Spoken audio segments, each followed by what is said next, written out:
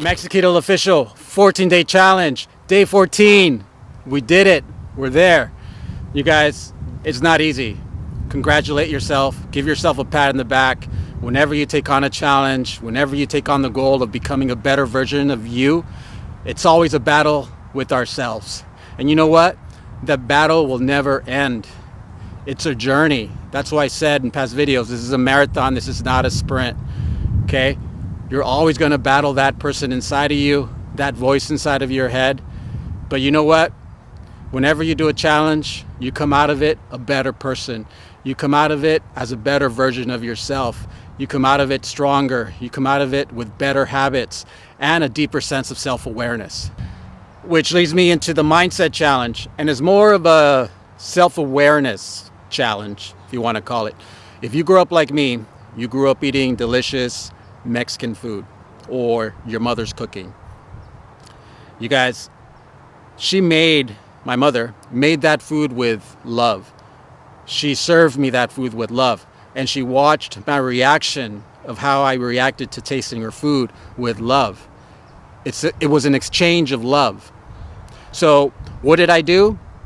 Once I started to eat healthy, or I started to eat foods that were in alignment with my physical goals, my performance goals, I started to reject that food. And maybe there was a rejection of love from her. Or perhaps I also saw it as pushing love to the side.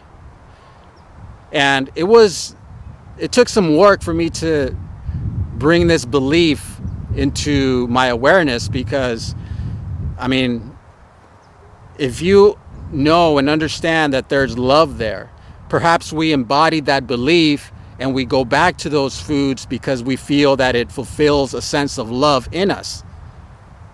Because I did.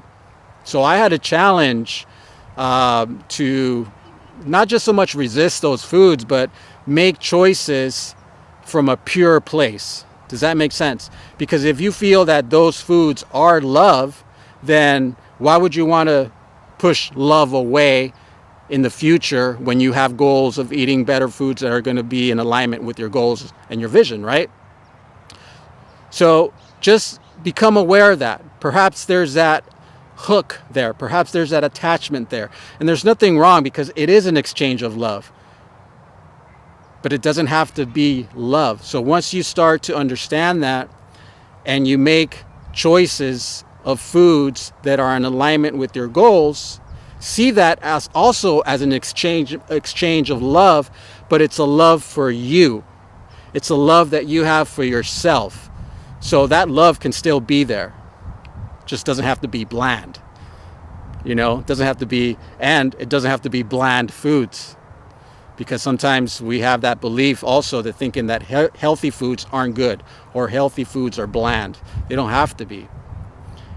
They could also be delicious foods full of love, full of that exchange of love with you and that food that you're eating that's in alignment with your goals. So that was a belief that I had. It doesn't mean that you have it. Perhaps you do, but just become aware of it. Become aware of it, because if we think that that is love, then it's always going to be there, and it's always going to be something that we gravitate towards subconsciously. All right? That's the challenge for you to just contemplate that, meditate that, sit with that in silence and see what comes up. All right? You guys, it's been an honor. This has been an awesome journey. It doesn't stop here. It continues.